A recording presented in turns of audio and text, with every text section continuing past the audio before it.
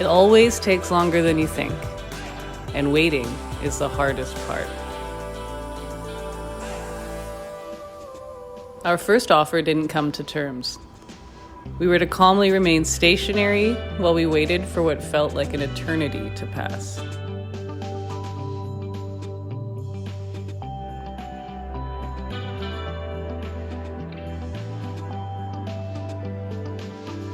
It wasn't as though we could do anything more to land a buyer, and we watched as our priorities yet again made themselves known.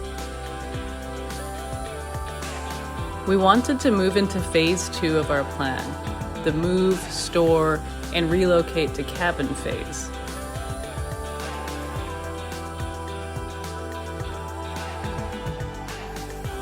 We felt stuck, stagnant, all of the work and excitement leading up to hurry up and wait.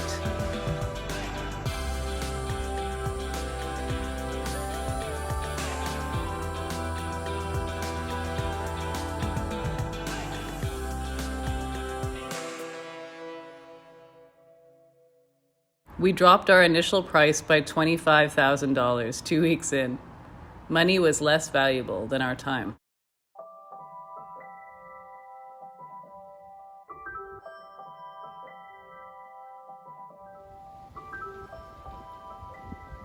That's when the winds came.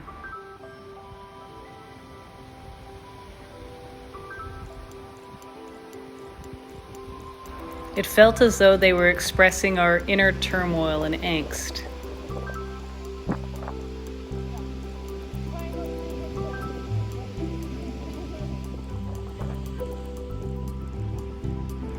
The wind came when we were in the park. We watched the trees as they swayed, and I wrote a haiku.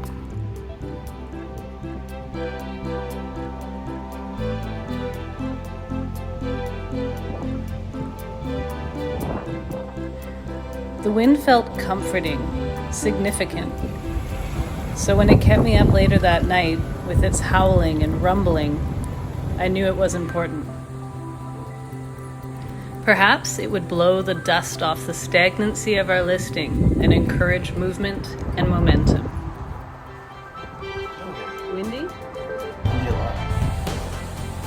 Whatever its purpose was, I was excited to see the fruits of this wild wind's labor. Unfortunately, like all harvests, those first fruits were sour. For the next day, the dormant building site across the street from us sprung to life.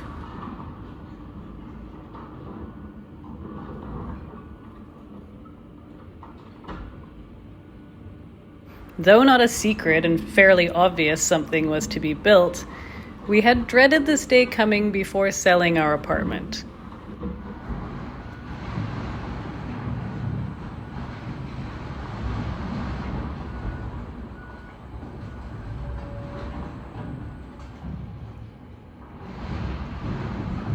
Bye-bye, roof.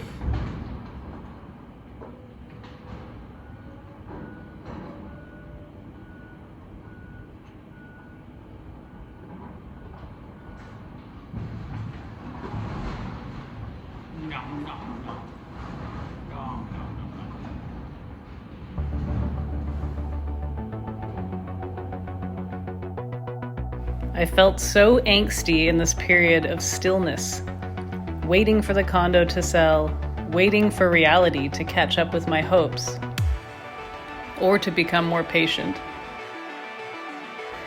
We've done everything in our power and good judgment, but that knowledge is hard to hold in the same space as hope and will.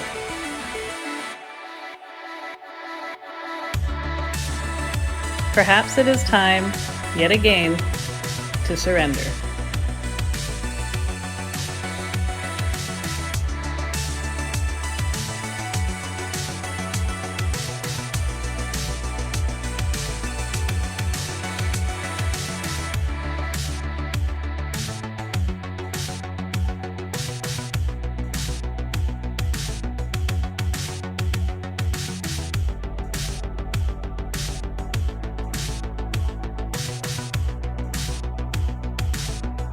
The wind blew powerfully, meaningfully, for 2 days.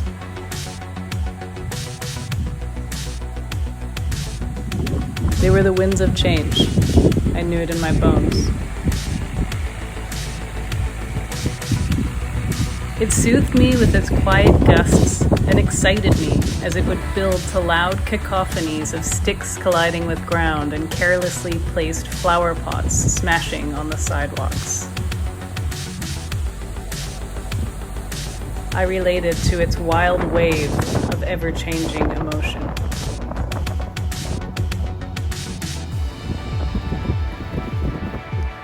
We watched as Komatsu devoured the building across the street.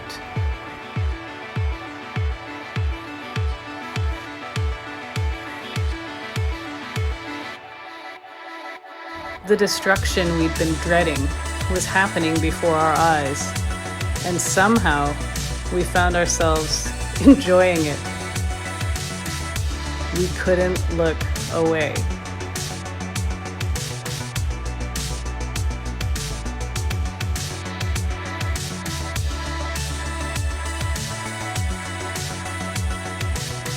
Vancouver's evolution toward a wasteful, built-to-spill, money-driven, often inhumane development philosophy does not agree with us.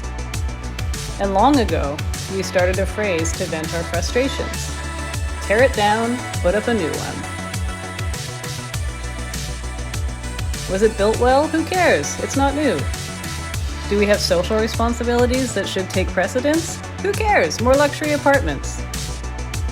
Are all the units across the street empty? Who cares? We'll build it cheap and sell it cheap.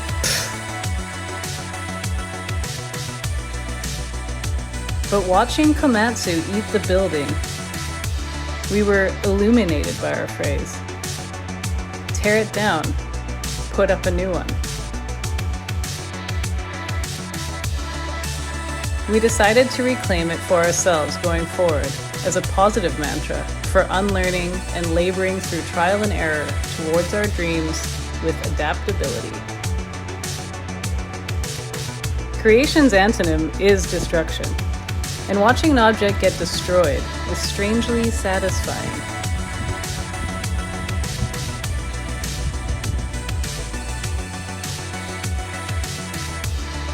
Mr. Komatsu was very skilled.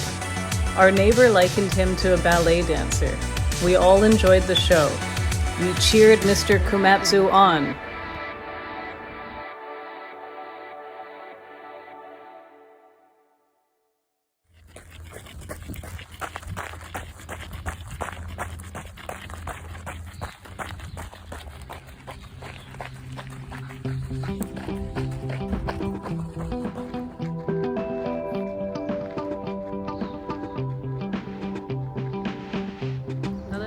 Today.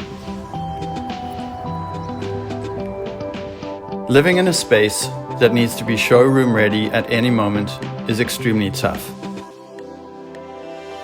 Even taking a shower feels like you're somehow making a mess. It's kind of low-key stressful being in your own space but existing in it so differently, furthering our feeling of separation from the space that we formerly called home.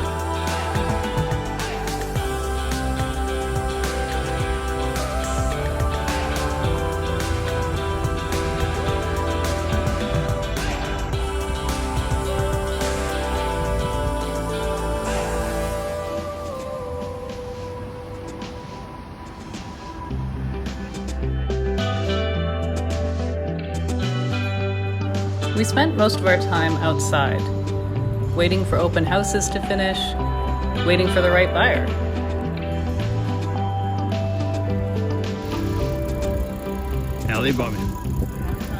This waiting period was also useful.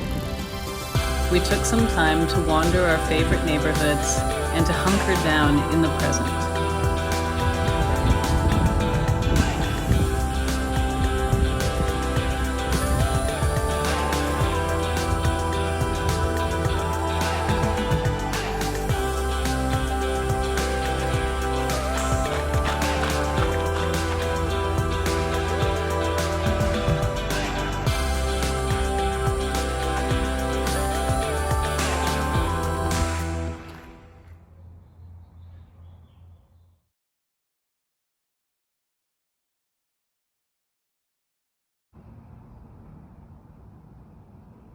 Giant killer bug on the big old building.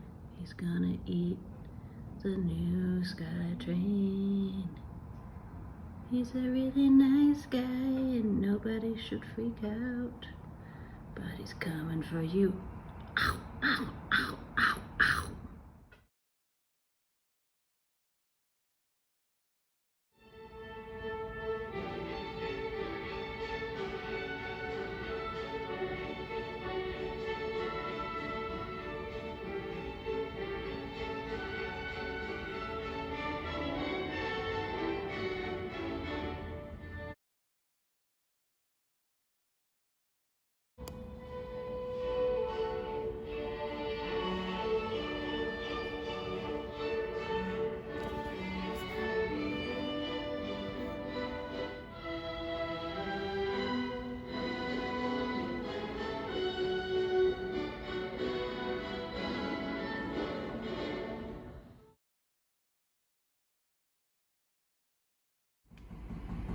Nice sleeping time?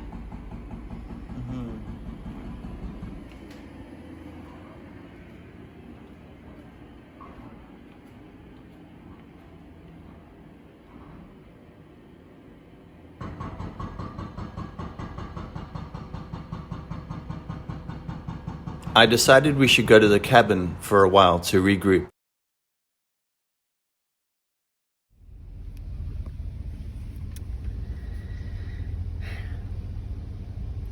Here we are, 8458 Owsley Street.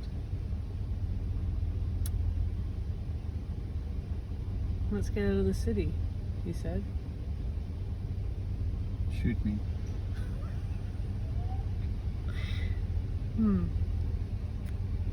Outlook not good. Outlook not good. Oh, see? As soon as you document these things.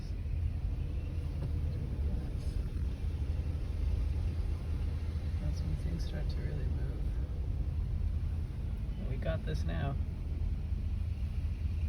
Oh.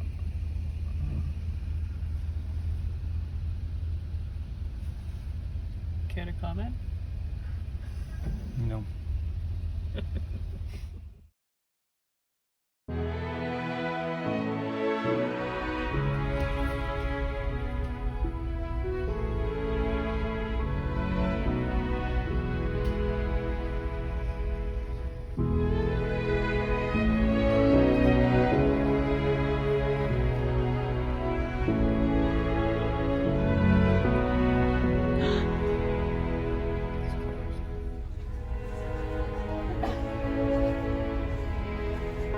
Closed.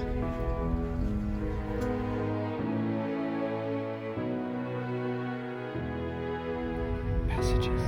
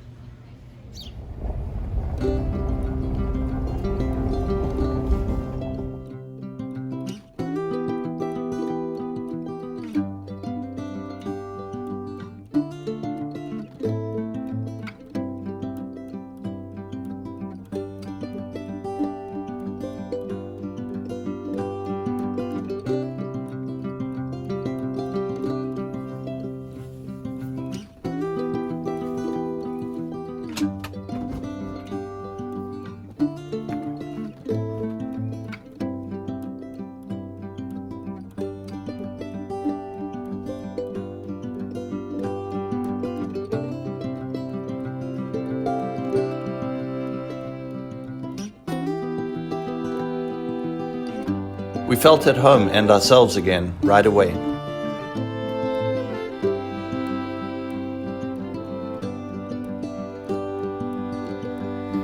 We decided to use this time to de-junk the cabin. There were too many items being honored and displayed, and it was time for a purge.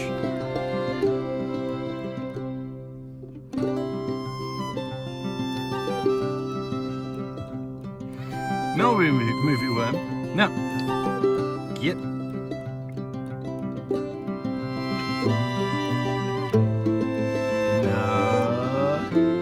No. Get. We also set up our composting toilet and compost pile in the woods.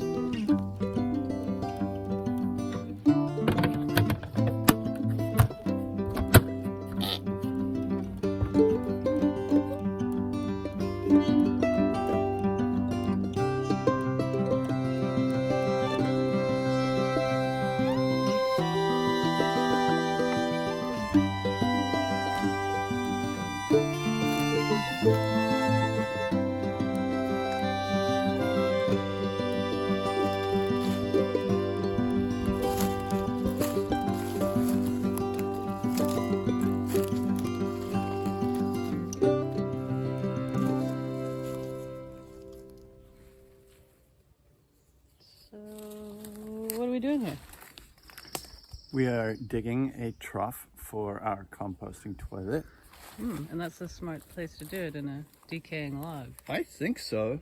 I mean, we're brand new to this, but it seems like really good logic because there's already decaying matter. Okay, great. Yeah, Let's give it a whirl. totally.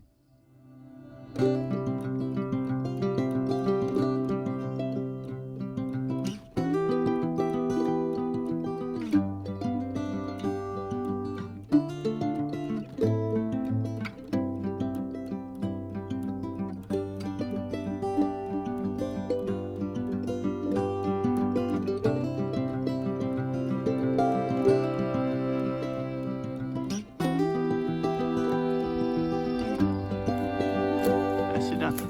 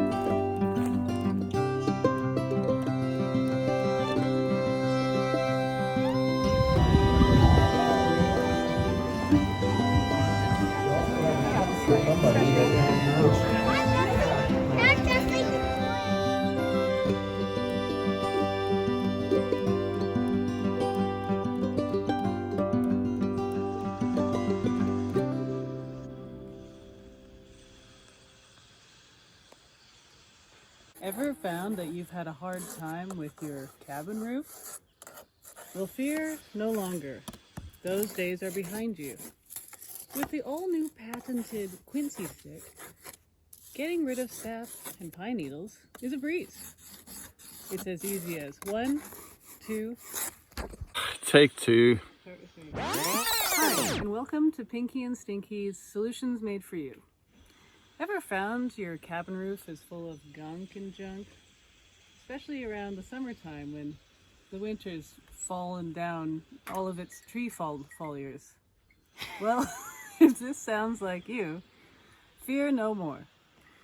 For Pinky and Stinky, take 3. Hello. Take 3. Hello. I'm Pinky from Pinky and Stinky's Home Services Restoration and Products Limited Incorporated /.com. Ever find that your cabin roof gets covered in clutter in the wintertime? Come summer, you try to clean it off, but you have a really hard time, don't you? We sure did. Then the stuff gets all stuck on, it's junk, and it's all sapped to it. Well, those days are over. For the Quincy stick is here. With Pinky and Stinky's patented technology, Quincy stick will help you by loosening and removing the sap and pine needles, making it very easy to clean your cabin roof and shingles. See how easy that is? It's as easy as 1, 2, Quincy. Quincy stick by Pinky and Stinky.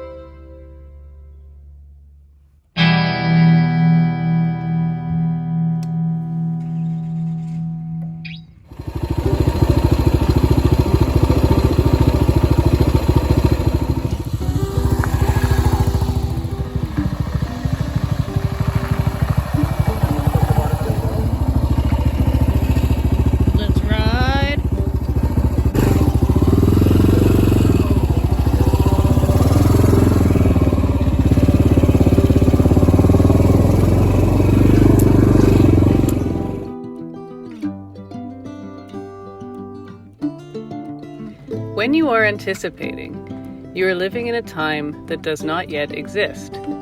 It started to feel like we would never sell our condo. But why? We don't know what is to come, and all possible realities exist simultaneously. We could get an offer for double our asking price in 30 seconds, and if that is true, then our suffering and impatience, angst, fear of failure, etc. is only because of our current perspective, and we are in control of that perspective.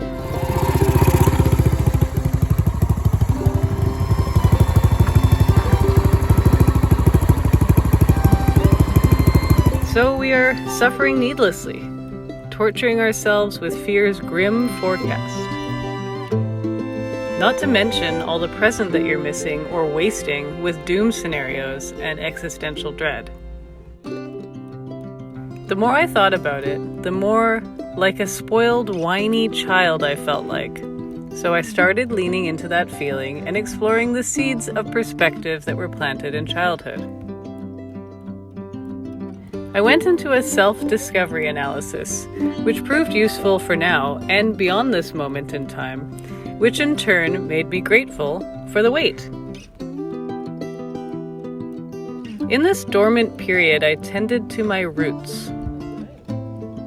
I found inspiration in the world around me to slow down, pay attention, and to just be.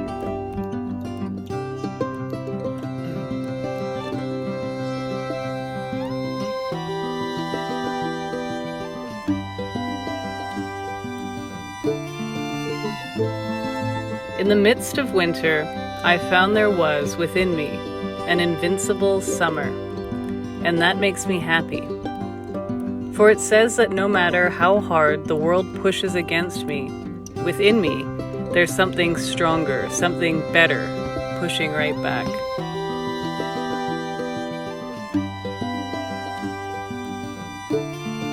We had to come back after a week for prior engagements. We had several open houses and viewings. Many people requested documents, but we only landed one other lowball offer that didn't pan out. I was putting off working on this episode because it was supposed to be the one we sell in. Then I remembered what the whole point of Finding a Way is. To document our story, our progress, the reality few talk about. And the serendipity of making these episodes is that That process really helps us process our challenges. Re-inspired, I decided today was the day to really get to work. As I started editing, I heard a noise outside. I went to the window and they were moving Mr. Komatsu. His job was complete.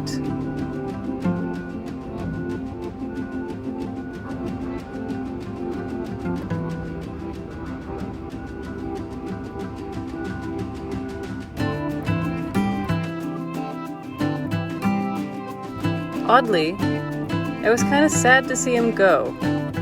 It's funny how quickly we get used to a new view, an item, a belief. I guess your job here is done, Mr. Komatsu. Taking you away. As I lamented Komatsu's departure, I got a text. It was our realtor with a new offer.